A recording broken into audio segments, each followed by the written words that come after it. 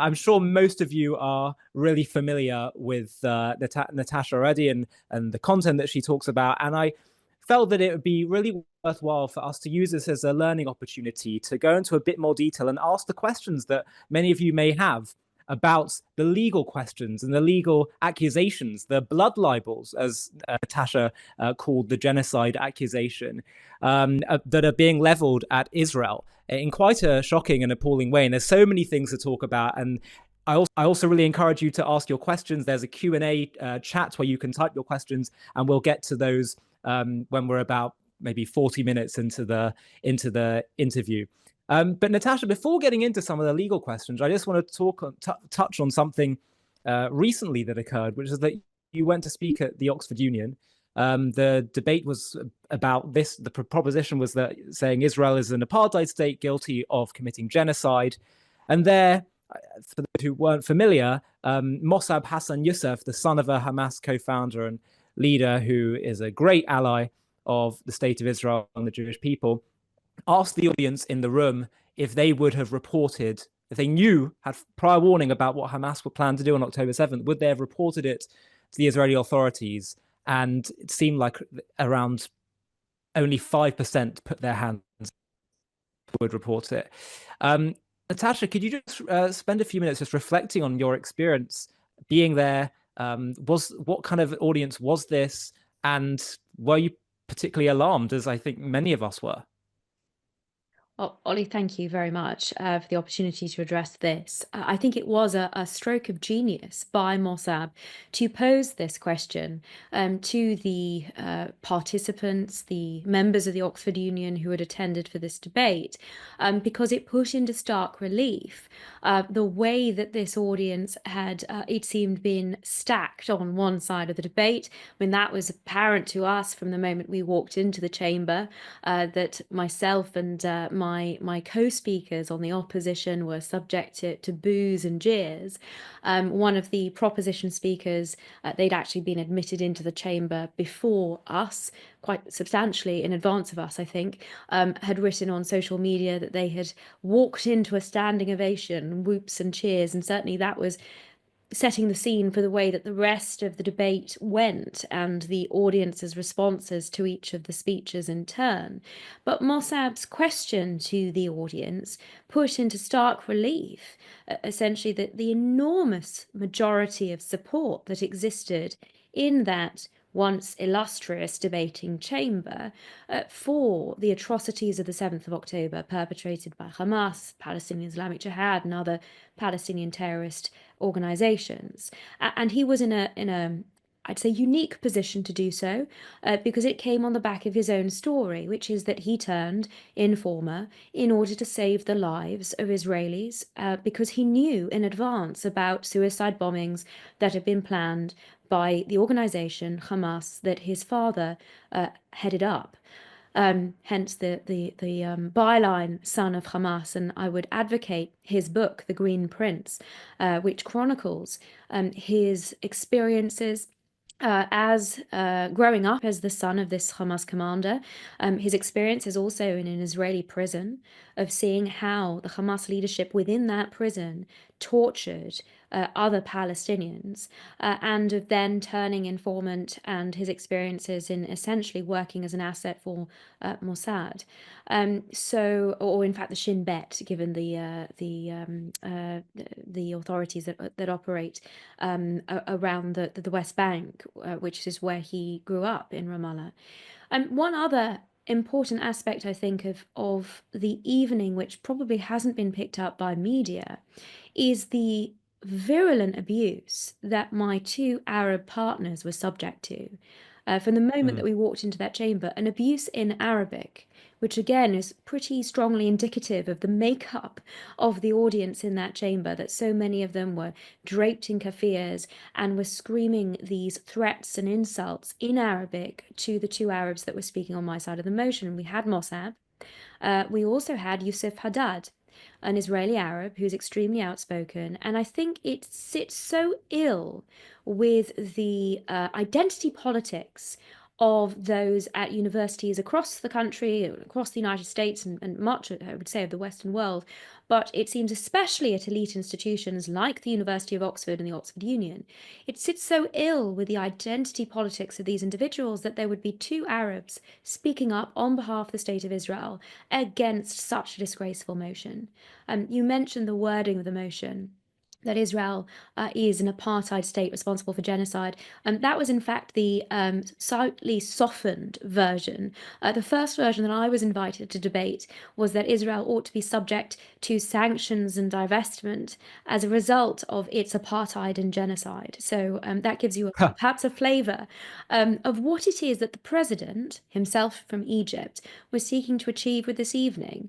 I'm very glad that the extreme behaviour, including breaking the law, as Miko Peled, when he called, this is a speaker on the proposition side, he is shamefully an Israeli who has, it seems, turned his back both on his country but also on reality, given what he was propagating in the course of this debate. But he also voiced support for Hamas, contrary to Section 12(1)(a) of the Terrorism Act 2000, when he called the 7th of October attacks heroic. That has been edited out of his speech that the union has put out on its YouTube account. And certainly it's been reported in national media that the counter-terrorism police are investigating and may in fact have been looking for Miko Peled while he still remained in the country.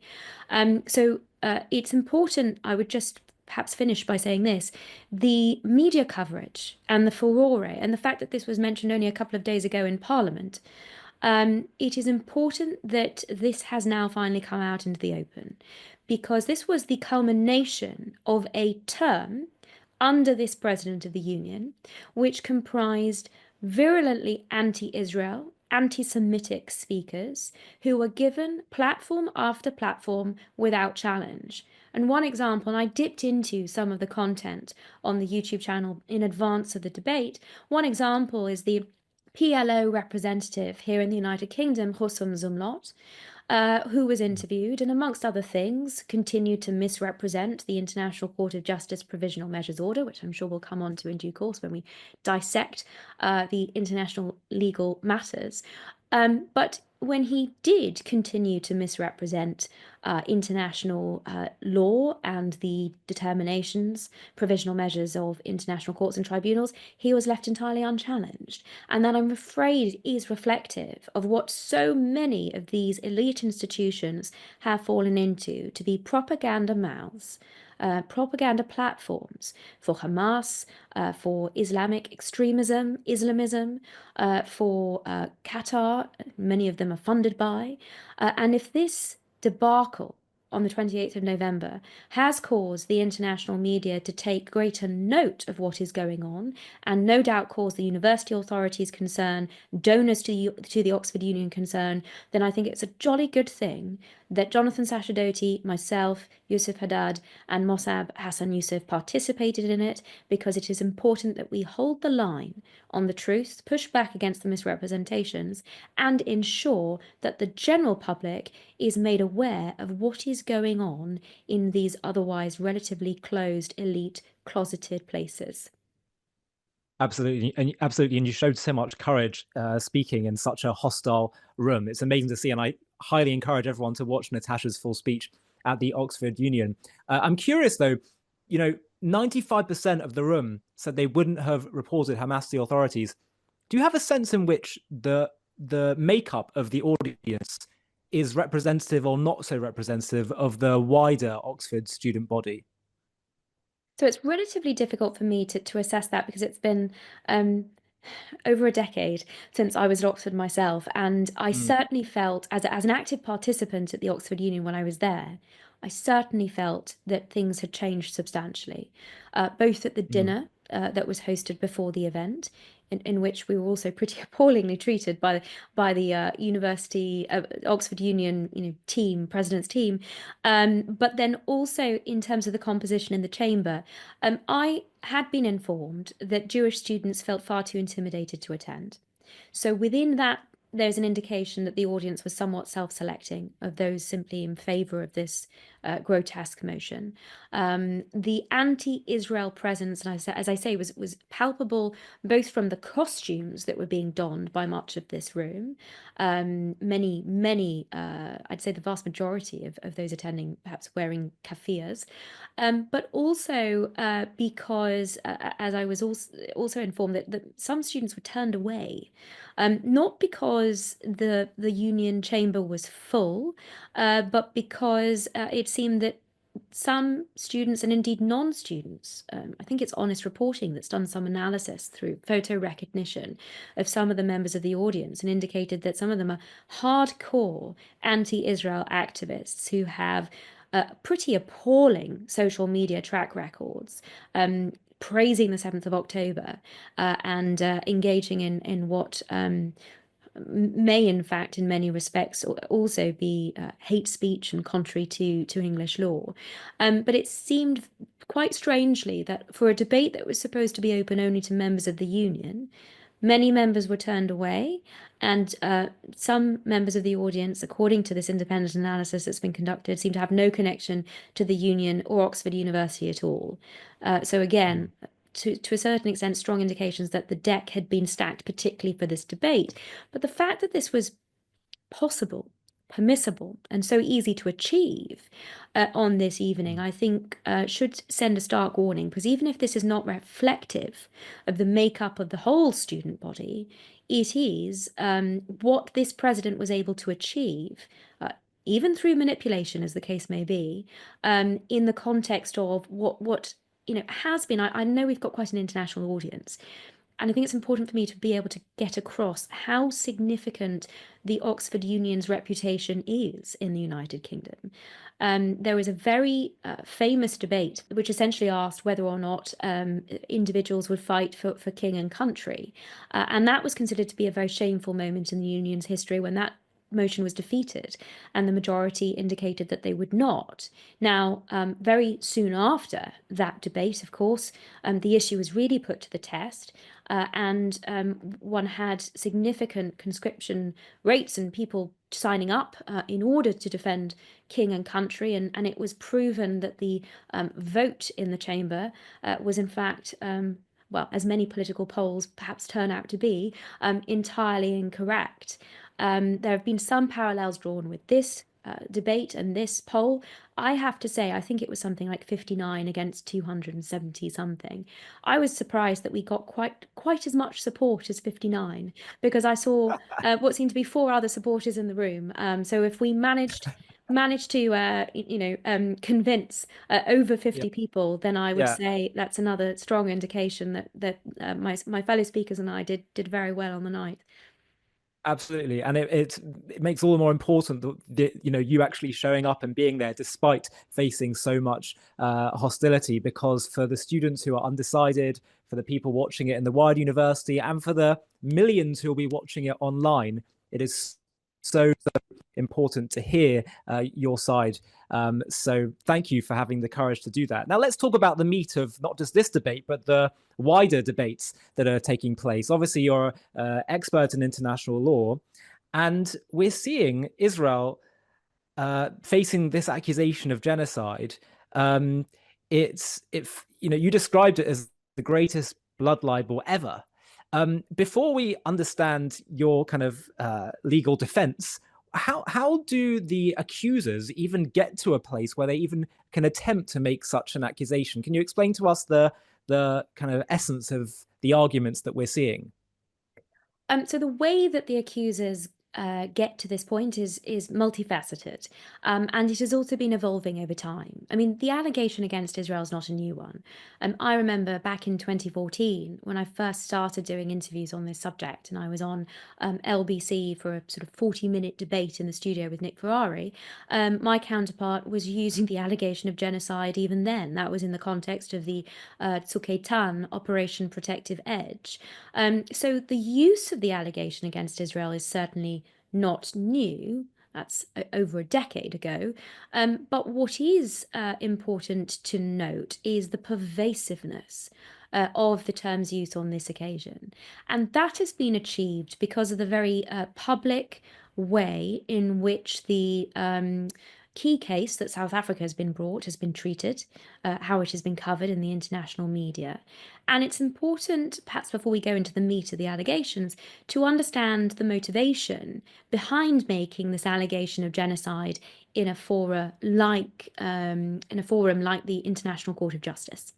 Because South Africa used this allegation, entirely false allegation of genocide, in one sense as a legal hook to bring Israel to the court, because both Israel and South Africa are party to the Genocide Convention, and it is because they are both signatories of this international convention, this treaty, that the court has ultimately jurisdiction in this case.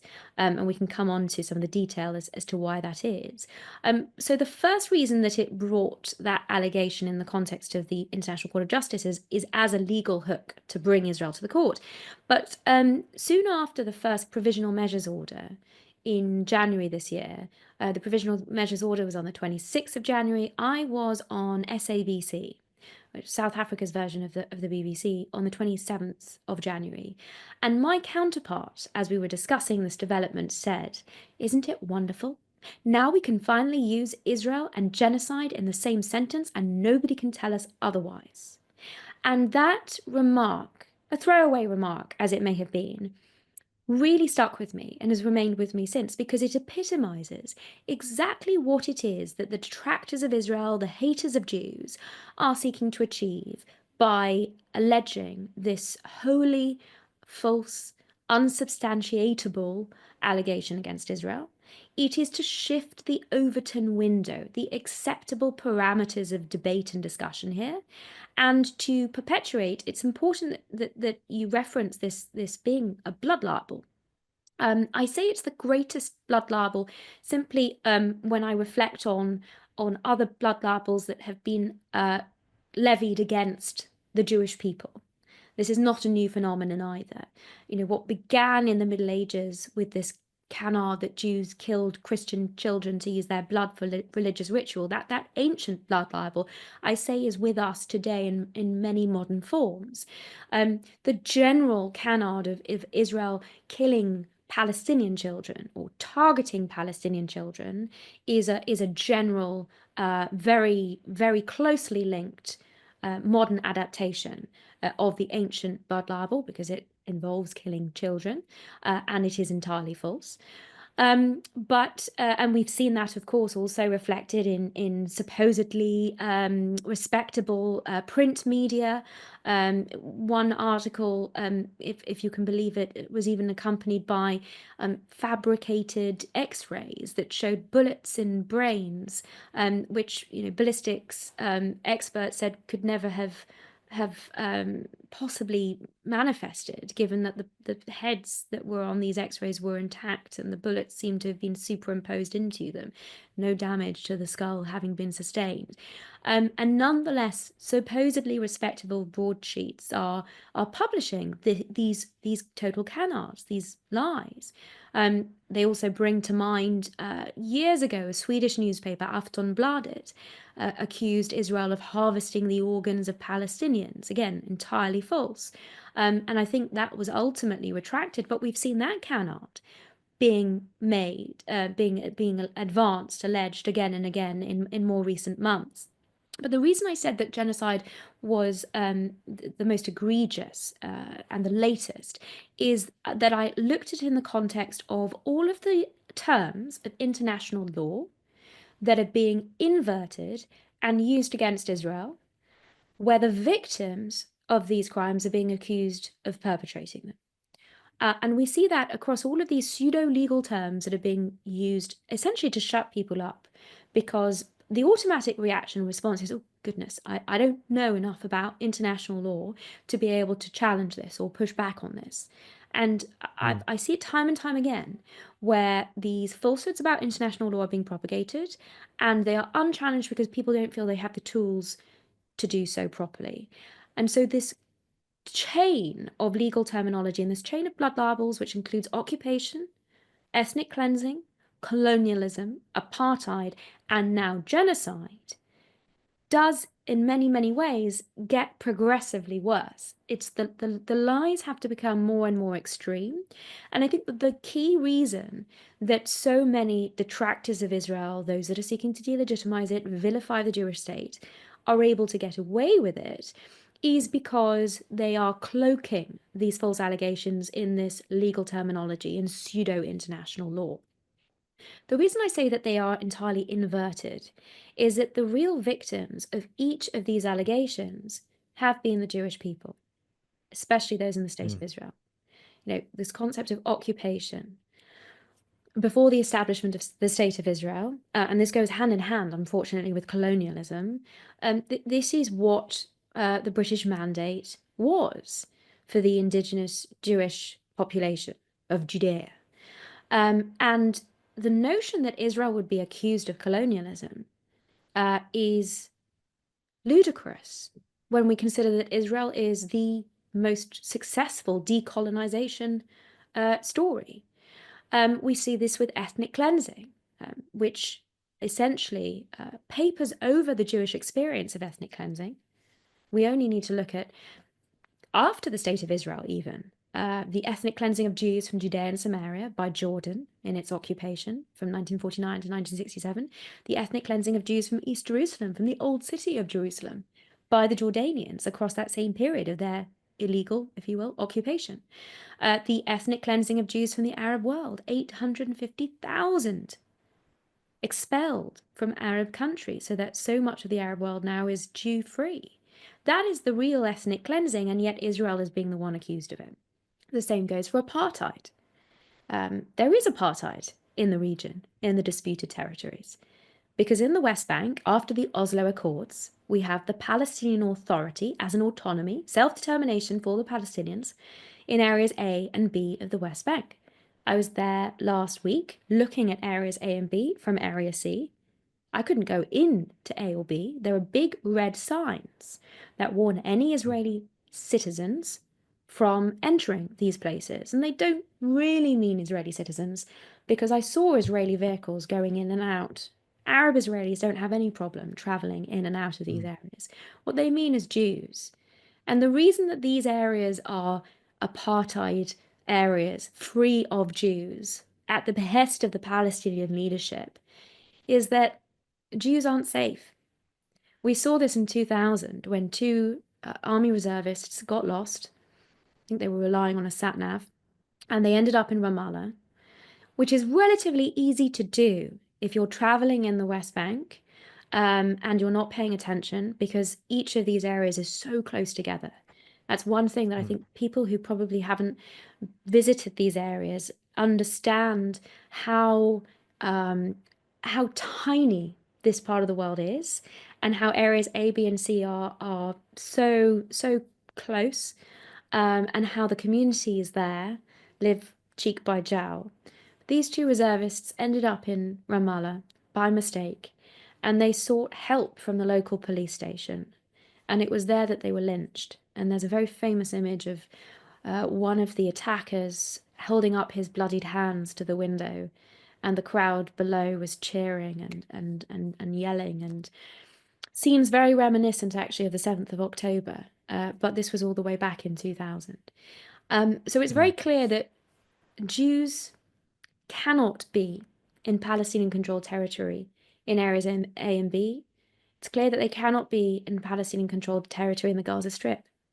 Again, ethnically cleansing the Jews in 2005 when Israel withdrew.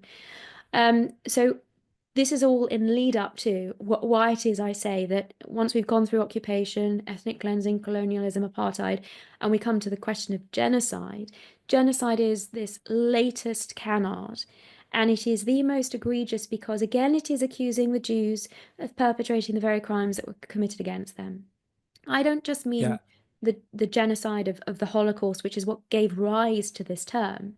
This was coined by Raphael Lemkin, a Jewish jurist, who was trying to find legal terminology for the Jewish experience of being targeted for extermination because they were Jews. And he coined the term genocide. I don't just mean the Jewish experience in the Holocaust, I also mean the acts of genocide that were perpetrated again against Jews on the 7th of October, because Hamas, Palestinian Islamic Jihad, and other terrorist organizations made it perfectly plain what their intention was when they killed, slaughtered, raped, mutilated, tortured, and kidnapped. They were targeting Jews because they were Jews. And we can come on to the definition of genocide, but that satisfies it. So when you step back and you take into account, the reasons that this is being deployed for delegitimization purposes, for shifting the Overton window, changing the rules of the debate, and the real moral repugnance of this particular allegation being alleged against Israel, I hope that puts it into a little bit of perspective.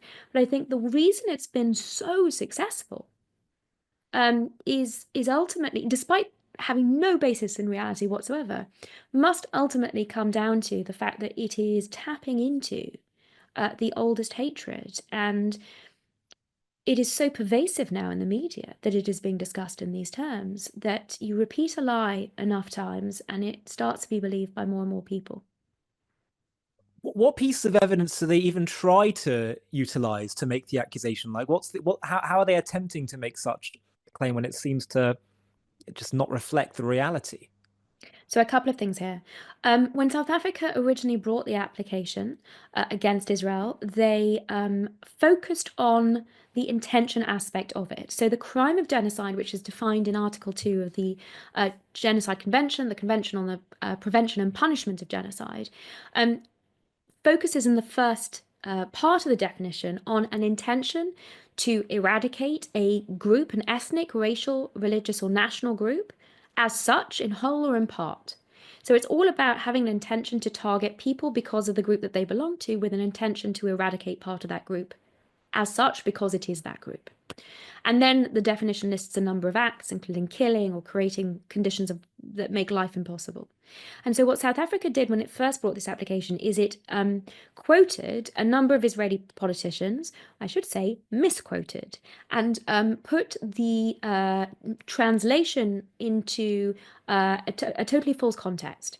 So, for example, it talked about the calls to combat or get rid of Amalek. It talked about targeting, well, these were statements by politicians calling for the destruction of Hamas. And the South African legal team presented it to the court as though this was Israeli politicians calling for the destruction of the Palestinian people. So that was the major misrepresentation, but the key factual, evidential basis, false evidential basis, but the one that was being put forward. Since then, South Africa has put in a substantial amount of material. I mean, again, as a kind of PR exercise for the cameras, they rocked up outside of the court with a van, which was filled to the top with lever arch files, which they were delivering to the court. This is their evidence. Why they didn't do so electronically, as certainly all the submissions I've made to the court have been sent. Well, it wouldn't be quite as dramatic for the cameras. We don't know what is in those memorials, but there are a number of other organisations that have made similar allegations who have sought to put forward material evidence. One recent such organisation was Amnesty International, which released a report accusing Israel of genocide.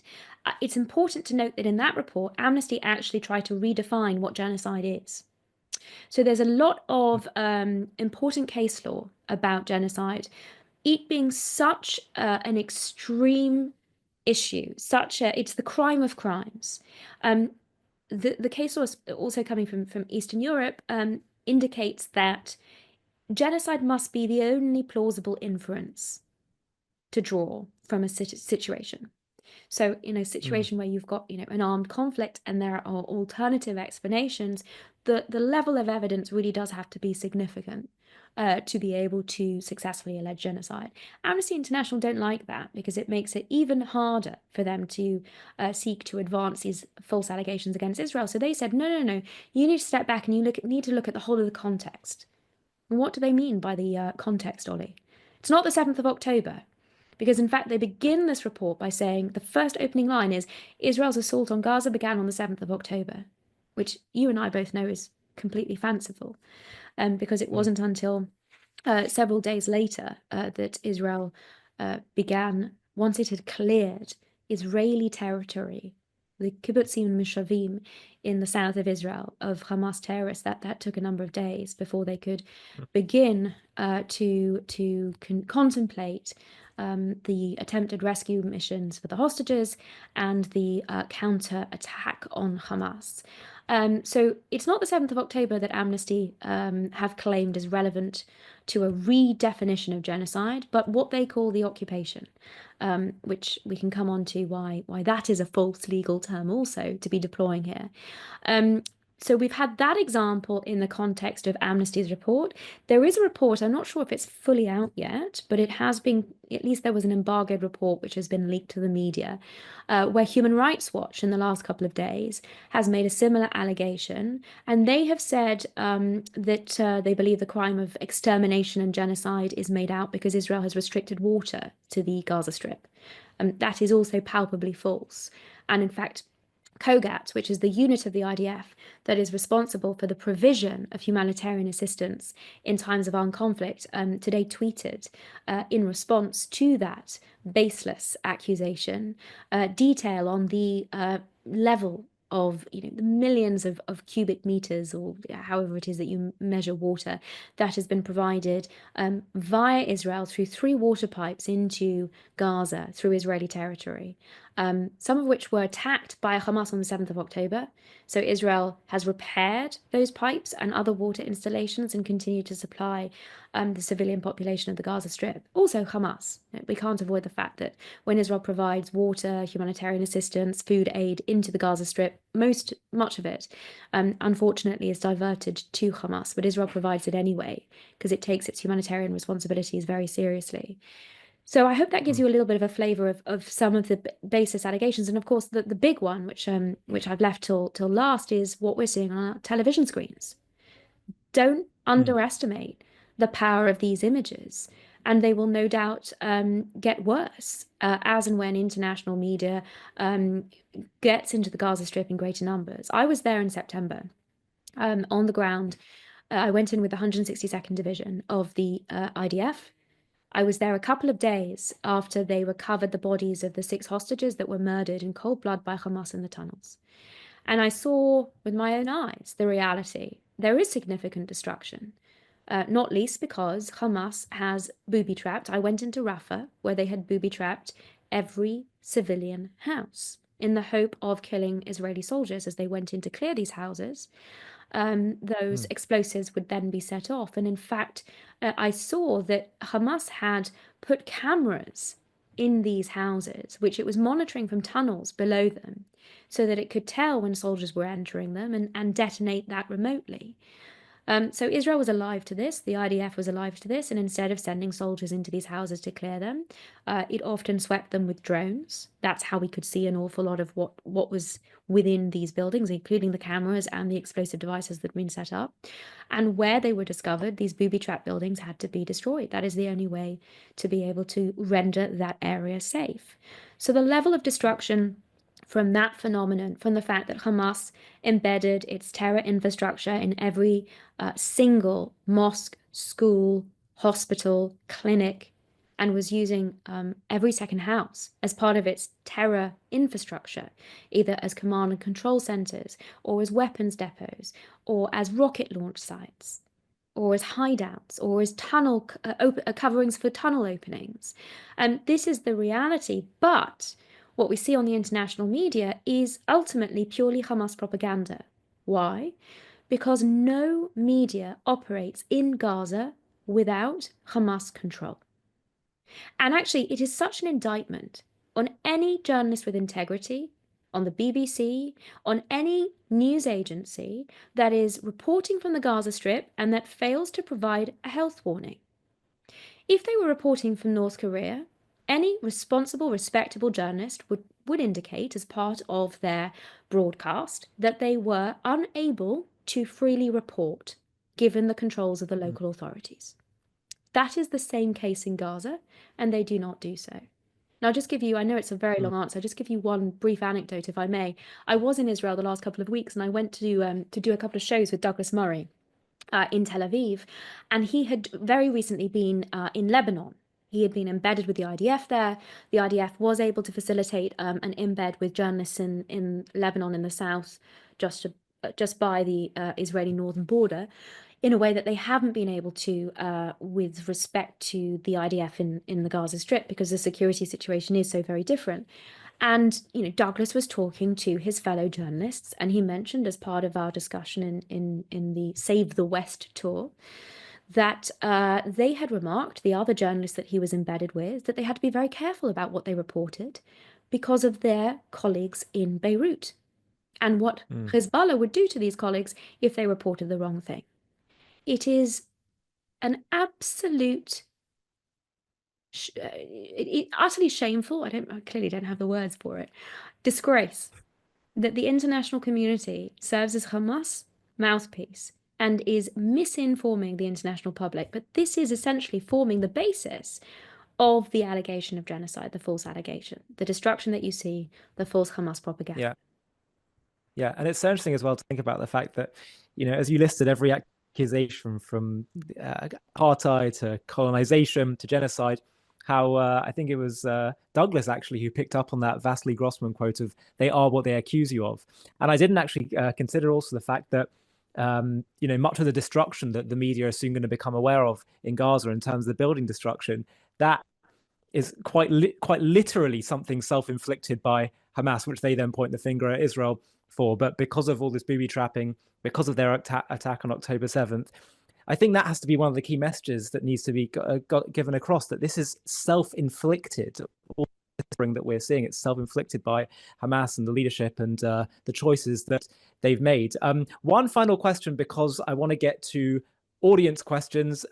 Please do type your questions in the Q&A chat box, and I'll potentially pick up on it and ask Natasha. But one thing I wanted to ask you, just briefly, if possible, could you give us a bit more of a sense and the terms we can utilize in terms of how help us understand, how does international law account for armies dealing with an enemy operating out of civilian areas? So not particularly well, it has to be said. The laws of war were originally conceived in a context where one army was fighting another on an open battlefield. They were essentially wearing uniform, identifying themselves, that this is how responsible armies are meant to conduct themselves, to distinguish between the combatants and civilians on their side and the combatants and civilians on the other side. And so an awful lot of the laws of war are predicated on the fact that you've got two responsible armies, two states, as it were, fighting according to the rules.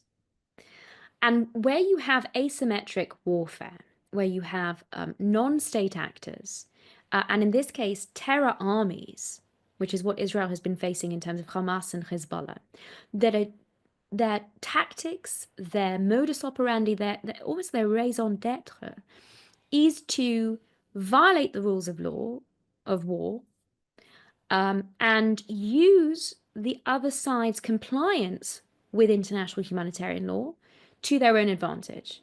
So that's why they embed themselves in mosque schools and hospitals, because they know Israel is going to be reluctant to deal with the military installations that these entities have become. They're no longer civilian or protected infrastructure when they are being used as Hamas command and control centers. They become legitimate military targets. But they know that when Israel lawfully hits that target, the international media is going to scream about Israel hitting a hospital. Sometimes the international media scream about Israel hitting a hospital when it hasn't hit a hospital. When it was a Palestinian Islamic Jihad rocket that hits the car park of a hospital, Israel still blamed for apparently 500 deaths, which were entirely fabricated in the context of the Al-Ahli hospital. I believe that was the 23rd of October last year. I still don't think there's been an apology forthcoming from the BBC from that. Not to just focus on the BBC, others reported it, but I think they were amongst the first to falsely report those developments. And Jeremy Bowen said he didn't regret that reporting at all. So that is a significant factor to bear in mind, that modern law-abiding militaries are having to deal with extremely challenging situations where the laws of war are being deliberately used against them. Nonetheless, it is perfectly legitimate to target terrorist infrastructure, and to do so in accordance with the laws of war. 3 or 4, let's say, key principles that law-abiding states have to comply with. The first is military necessity. You must only strike targets that are militarily necessary to advance your military aims, your goals.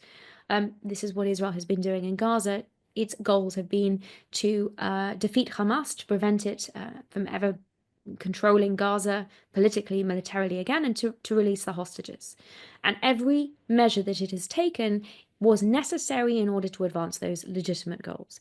That's the first principle, military necessity. The second is distinction, which is what I mentioned. It means that you distinguish between civilians and combatants, and you target the combatants and you avoid the civilians wherever possible. The third is proportionality. That is perhaps the most misrepresented element of international law ever. Proportionality is not about comparing casualty figures. That would be macabre. It would also encourage Hamas simply to continue driving up the casualty count and using human shields. Proportionality requires that a military commander conduct a balancing exercise and weigh up the anticipated civilian or collateral damage against the expected military advantage of a strike. Military advantage that is direct and concrete. Now, what that equation tells you is two things. First, civilian casualties are a given in armed conflict. International humanitarian law requires responsible armies to keep them as low as possible.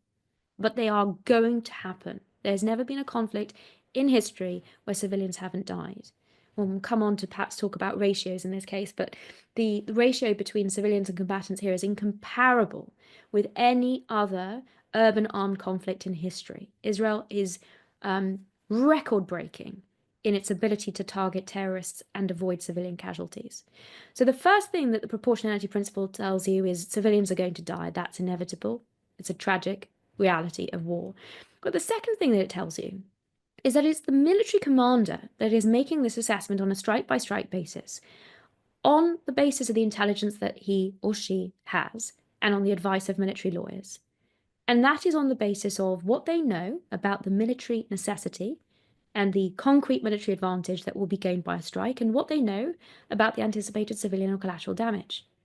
No one who is not in possession of that information and that balancing exercise, that analysis, can possibly make an assessment as to whether a strike was proportional or disproportionate. So any time you hear military analysts, journalists, lawyers or pseudo-lawyers that opine that Israel's conduct in Gaza has been in some way disproportionate, know that they have no basis of making that assumption, that assessment whatsoever. The countries that have been provided with this information, with detailed information and analysis on Israel's targeting and proportionality analysis, the UK and the US included, have been consistent in their public assessment that Israel is complying with international humanitarian law throughout this conflict. And I think that's extremely telling. Completely contrary to what politicians, some of them, and international media are opining and espousing. And the last principle, because I said there were 4, is the principle of precaution. And that requires that a moral army, that a law-abiding army, keeps civilian casualties as low as possible through taking measures that are exercising precaution. For example, again, Israel is conducting itself in a way that is unprecedented in the history of armed conflict in terms of the warnings that it gives before it strikes terrorist infrastructure, the ability that it has demonstrated to evacuate civilians from areas that it is intending to strike through creating humanitarian corridors, through defending those humanitarian corridors and the civilians utilizing them from Hamas fire, because Hamas has been firing on its own civilians as they are seeking to flee these areas. The warnings that Israel provides also by text message, by phone call to individual householders, by leaflets, all of those, as well as the measures that Israel takes to call off strikes if for some reason the proportionality analysis changes, or if it gets new intelligence that indicates that there are more civilians there than it anticipated, that the analysis has to be redone. So it's the principle of precaution, which is the 4th principle I would raise. And that's the framework of the law of armed conflict. And it's important to just address that even though it is unbelievably challenging to comply with IHL in circumstances where your enemy is seeking to utilize it so cynically and so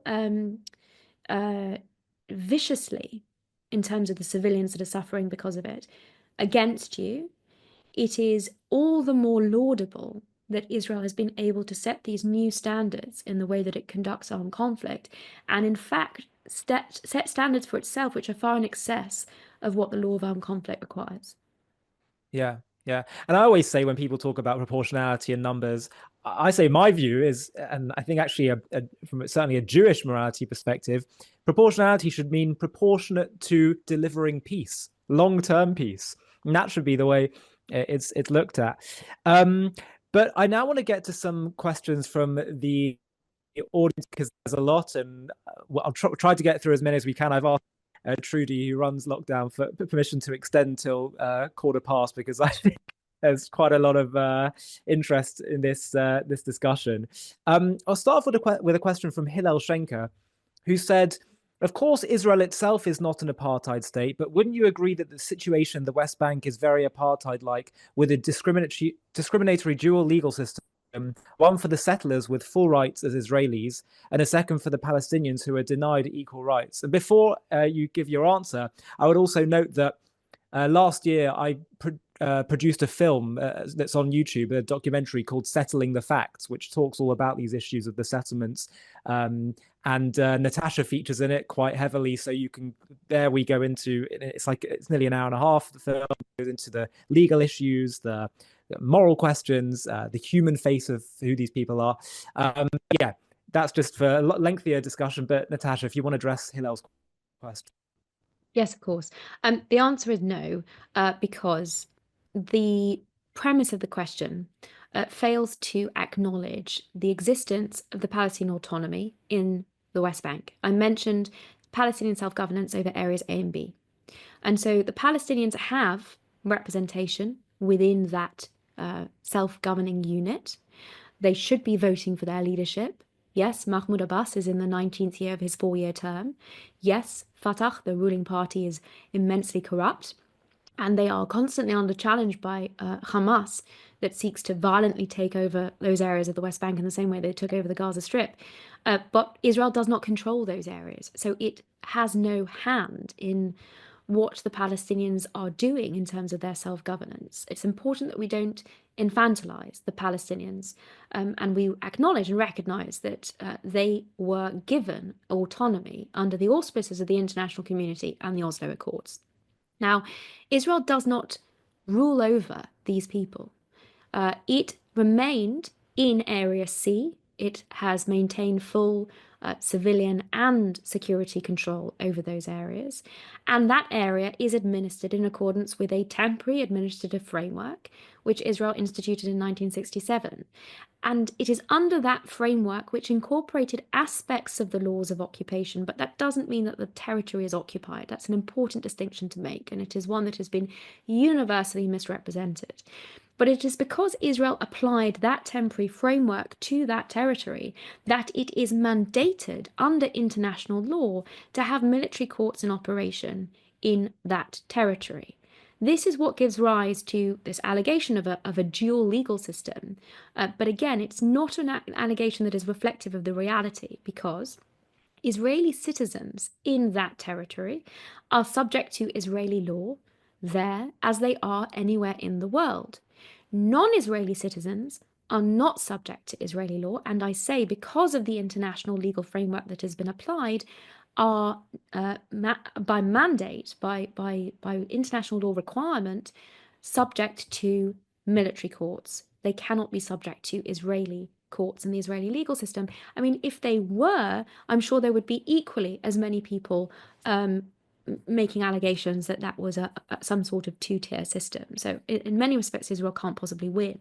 But it is important to understand how misrepresentative this suggestion is.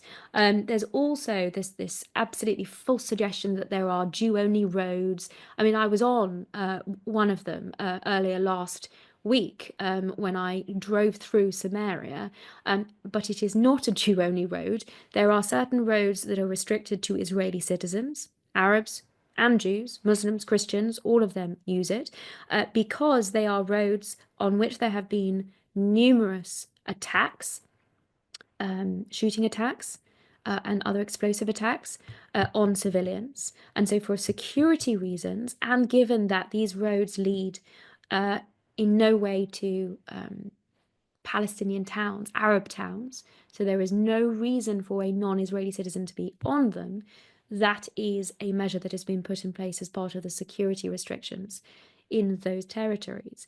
But again, you see an awful lot of these misrepresentations, and it is only through these misrepresentations that these false allegations of apartheid or differences or the way that these people have been treated can be maintained. Every state treats its citizens differently to non-citizens. If an Israeli travelled here to the UK, he or she would not have the same rights as you or I, as British citizens. That is entirely legitimate everywhere else in the world, it seems, apart from Israel. And so that is another, manifest double standard that is being applied here. But it is justified, it seems, by this falsehood that Israel is ruling over these people, and taking out the Palestinian self-governance, the Palestinian autonomy entirely from the equation. Louise and Quentin Crivon ask, they say, I had the pleasure of meeting Natasha in Dublin, Ireland, when she gave such an impressive presentation to Irish, Jewish, and non-Jews supporters of Israel. Perhaps Natasha would like to address the latest anti-Israel attitude of the Irish president and government, which firstly resulting in the withdrawal of Israel's ambassador, and now the closing of the embassy. As the last Irish Jewish GP solicitor, now retired, I must say that I'm very sad to call myself Irish, notwithstanding I've now taken up residence in the UK. Well, I'm very sorry to hear about the personal circumstances around this question. I very much enjoyed a number of opportunities that I had to travel to Ireland, Dublin in particular, to speak about these issues. My last trip was just over a year ago when I, in fact, did a debate at University College Dublin. And I have to say, I know we began this discussion about my experience at the Oxford Union. Ollie, that paled into insignificance next to the fact that I had to be bundled out of the debating chamber by security as a brawl broke out, when members who had come to watch the debate, also dressed in kaffirs, stood up, started screaming Allahu Akbar and vowing that the 7th of October would happen again and again, and attacked Jews who were there in the audience. So the situation in Ireland has been deteriorating for some time, and over a number of years attending events and speaking there, I have seen that deterioration. And I'm afraid to say over a number of ambassadors from Israel to Ireland that I've had the great pleasure to get to know, including Dana Ehrlich most recently, and I know that she has done a sterling job in seeking to navigate that very difficult territory and the extremely hostile environment. It's my understanding that the decision to withdraw the embassy was taken essentially after a series of extremely problematic developments, not least Ireland deciding to recognise the so-called state of Palestine. It is not a state. Under international law, there are recognized criteria under the Montevideo Convention for statehood, which the Palestinian Authority does not meet. So this was a political recognition, I'd say without legal ramifications, without legal basis, but nonetheless, what a disgusting move, a purported reward for the 7th of October atrocities. Ireland had certainly pinned its colours to the mast in that respect. But the most recent development was it purporting to intervene in the case that South Africa has brought against Israel, and without shame, without any element of shame, because it stated this in the press release that it made, it was making this intervention in order to seek to broaden the definition of genocide. I mentioned Amnesty International's attempts to manipulate and rewrite the definition of genocide in its most recent report, while Ireland is seeking to do so, weaponize international law, entirely misrepresent international law in this very disturbing context. So I can understand Israel's decision.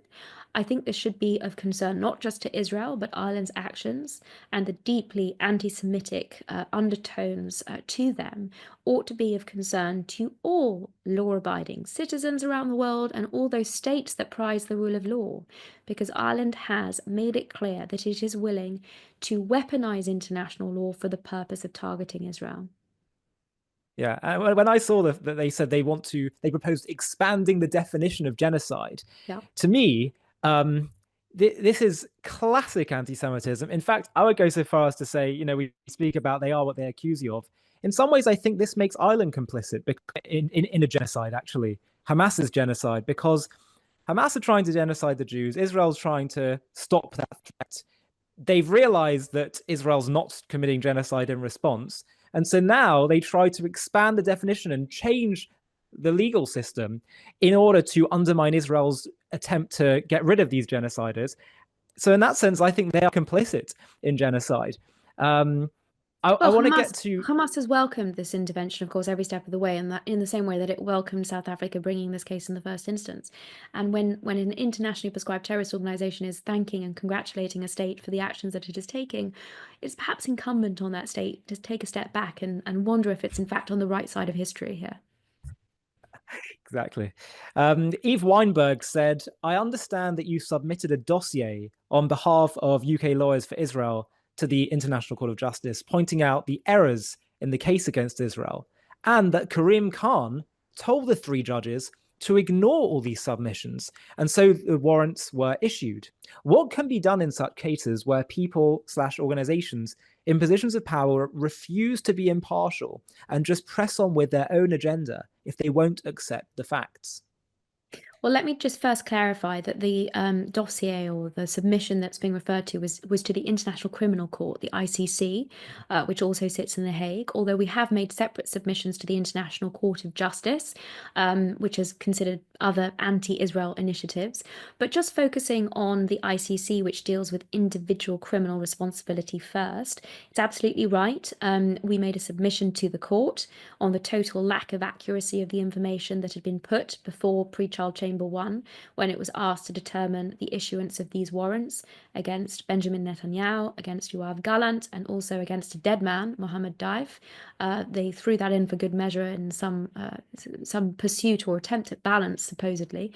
The response of the prosecutor, both to the submission, but also to a piece of correspondence that was sent directly to him and to the court, which set out chapter and verse with footnotes to publicly available open source material that demonstrated that every phrase of every sentence of his public summary of his warrants application was false. It's right to say that his response to that was to tell the court, ignore any submissions on accuracy that don't come from me. That is what prompted my organisation, UK Lawyers for Israel, also to make a professional complaint against him to the Bar Standards Board. It is my professional regulator also. Barristers have professional duties to the court. In this instance, where what Karim Khan was making is what's called an ex parte application. It is made without the other side being present, without the other side being able to challenge the material he's putting before the court. There is even more onus on him as prosecutor to present any contradictory or exculpatory evidence. Not only did he not do so, but when he was put on notice of the utter falsities that he had put before the court, he did not take the opportunity to review, and he simply told the court to proceed. So these warrants have ultimately been issued by a court that was misled, that they have been issued on the basis of this entirely false information. Just to give you one example of this, because the focus of these allegations has been this canard of starvation, Karim Khan based his warrants application on a report from the IPC in the spring of this year that suggested that famine could come to parts of Gaza. Well, that report was entirely debunked by the Famine Review Committee subsequently, that indicated the conclusions that it drew were implausible, that also revealed that it had been based on only partial information. Inter alia, it had not taken into account aid that was going into the Gaza Strip from private sources. But in any event, all of this information is shown to be utterly false, simply by reference to the figures of aid that have been going into the Gaza Strip.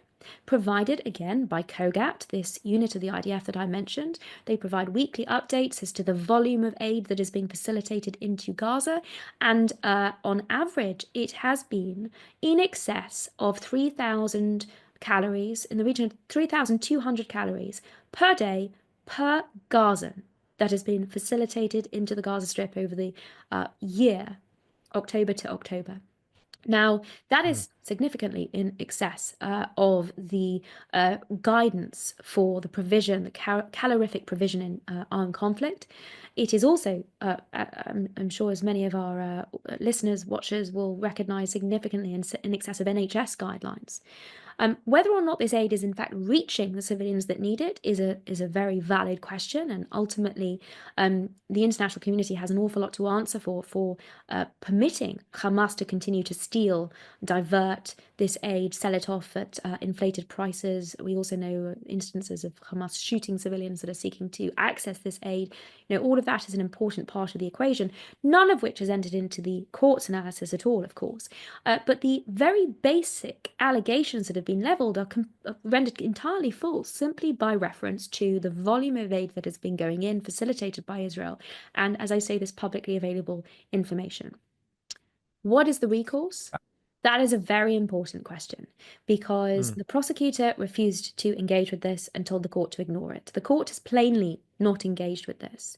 And not only that, it has at every juncture kicked the can down the road on objections to the absence of the court's jurisdiction here, because let me be frank, it has none. Israel is not a party to the ICC. The Palestinians are also not able to be party because they are not a state. Jurisdiction has to be delegated to the court by a state that has jurisdiction. None of that applies here. So in every sense, the rules are being thrown out of the window. The facts are being completely made up. And there is no mechanism, it seems, within the court that is willing to take this into account and willing to deal with this. And therefore, it is up to member states of the ICC to call out this court that has now become this politicized, weaponized political body, no longer a court, but also non-states parties. And the United States has been very robust in the rhetoric that it has deployed against the court. There is every expectation that the next administration will re-implement the sanctions that they had placed on the previous prosecutor and her officials, Fatou Bensouda, when she originally opened this investigation into Israel, despite having no jurisdiction to do so. So I think it's important that outside entities call this court to account, reveal the fact that it is no longer conducting itself as a court of law, and apply sanctions and pressure.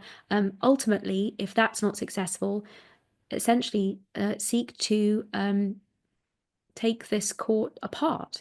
Because if it is no longer applying international law, if it is no longer in pursuit of international criminal justice, then it is a danger to the international legal order. And that is something that ought to concern, as I say, not just member states of the ICC, but also all of those states that are not members that still prize international rule of law. Well, this touches on Ron Gotkin's question, who said, do you think there's any chance at all, when the court finally rules on the genocide issue, that they will exonerate Israel? Are the odds too stacked? So I think I always thought from the beginning that there was a significant chance that this was the case. And that is why South Africa was putting all of its eggs in the provisional measures baskets, and everything to do with the PR campaign and the drama that it was seeking to eke out, including misrepresenting what these provisional measures orders had said. So, for example, I'm sure everyone will be familiar with this false reporting that the ICJ had found Israel plausibly guilty of genocide, or that there was a plausible risk of genocide. I mean, all of that was untrue. The court hasn't considered the merits in this case at all. All that the court found was that the case that South Africa brought plausibly raised rights that fell under the Genocide Convention. Plausible rights, that's the terminology that the court uses. So it was my distinct impression, also because South Africa were really dragging their feet here. They kept asking for delays and extensions, and they didn't really want to get to the merit stage because they were getting so much publicity out of the false reporting and the false information before the court had actually determined anything, that all of that indicated to me very strongly that even South Africa didn't think that it had any case to run here. Having said that, when we look at where the ICJ has moved to since the retiring of the previous head, the president of the ICJ, Joan Donoghue, she gave an interview on Hard Talk, in fact, after her retirement on the BBC, where she called out the reporting and the false reporting of the first provisional measures order, and ultimately, finally, thankfully, vindicated everything some of us had been saying for 5 months before that. But since her retirement, she has been succeeded by the current president, Judge Salem, who has a vicious anti-Israel track record. He was previously Lebanon's ambassador to the UN, where he called Israel a terrorist state and accused Israel of war crimes. I mean, in any court of law, actual court of law, he would be required to recuse himself. But here, he has been driving this forward at speed. And when we see the advisory opinion that he presided over, which came out in the summer, just before the September UN General Assembly sessions, which called for the ethnic cleansing of Jews from Judea and Samaria and from East Jerusalem, and actually wiped Israel off of the map, because in it, he, in the majority opinion, referred to Palestinian territory as contiguous. I mean, either they don't recognize Israel, or they actually didn't look at a map. But in any event, it doesn't speak particularly well of the judges presiding over that case, which are the same judges that will be determining the case that South Africa has brought against Israel and these false allegations. So whereas at the start of this process, I was relatively confident, I think now even I have had to come to terms with the fact that this is a court, the International Court of Justice, also, like the ICC, no longer operating as a court of law, which absolutely cannot be trusted to deal with this case in any way, in a just, judicious manner. And in light of the kind of public sentiment and the media coverage, and so many judges, even when they are commentating on this, essentially basing their assessment on what they are seeing on television. And this comes back to the media coverage that I spoke to earlier, that is simply Hamas propaganda, because that's all that's coming out of the Gaza Strip. When one takes all of that into account, then I'm afraid I think we have to be prepared for this court simply endorsing this modern blood libel against the state of Israel. Well, Natasha, we're going to have to wrap up in a minute, but one more question that I just have, I'm sure many people are curious to know, is what are you focused on in terms of your projects moving forward? Wow, we're going to be here a little while if I go through all of them, but perhaps I can give you a couple of highlights. I mean, one key issue is UNRWA, the UN organization that is responsible for perpetuating and propagating this conflict through its indoctrination of Palestinian children from kindergarten up, to believe that the highest calling in life is martyrdom and to slaughter as many Jews as possible, to the perpetuation of this unique concept of Palestinian refugee status, which is at the core of what is so misdescribed as this right of return, a euphemism, of course, for the destruction of the state of Israel. So grappling with UNRWA's complicity in terrorism, of course, it's the UNRWA employees being involved in the 7th of October massacres, holding hostages, covering up Hamas command centers, providing electricity to the data center that Hamas was operating under, the UNRWA headquarters. I mean, all of this, which has just been ignored by Antonio Guterres, by Philippe Lazzarini, the head of UNRWA, that really has to be dealt with. And I know that there are initiatives to contend with the supposed immunity that UNRWA has as an international organization under the auspices of the UN. So UNRWA is a big matter, certainly following what is going to come out of the ICC, ensuring that the issues of immunity for the head of government, Netanyahu, is understood and respected around the world, ensuring, of course, that the next administration in the United States is properly briefed on all of these international legal developments, and making sure that responsible states around the world understand the consequences of the weaponization of these international courts and tribunals, and the consequences of that for the rule of law more broadly. But of course, we've also got big fights against anti-Semitism at home, be it the policing of these pro-terror hate marches that are encouraging attacks on Jews, the appalling coverage that we've seen of the conflict through the BBC and others that might be subject to challenge. So, you name it, there are legal matters to address across the board. I'm so privileged to be part of and be involved with this incredible and inspirational group of lawyers at UK Lawyers for Israel. We are inundated, and we do have more work than resources allow us to grapple with. So I hope people will be patient with us, but we are desperately keen to be able to assist wherever possible, and support you as well. I hope people will support you, and that too. that would be certainly very welcome, because we'd love to be able to expand to address these challenges, which are only going to grow. And this has been referred to so frequently now as the Eighth Front. Israel's fighting 7 fronts militarily, but the Eighth Front is in the international legal arena. It is in the context of lawfare. I am certainly focusing on a great deal of that in the international law context, but it will be at domestic level before too long, and we're preparing for those battles also. Well, you've got a lot on your plate, Natasha, but I would just like to finish by expressing, I'm sure on behalf of everyone watching, and just more generally the pro-Israel world, just a great deal of gratitude to you for your courage, eloquence, and moral clarity. It is so valuable right now in a truth deprived world. We so need your voice. So thank you for everything you do. Thank you to everyone for watching. I think we're gonna wrap it up here.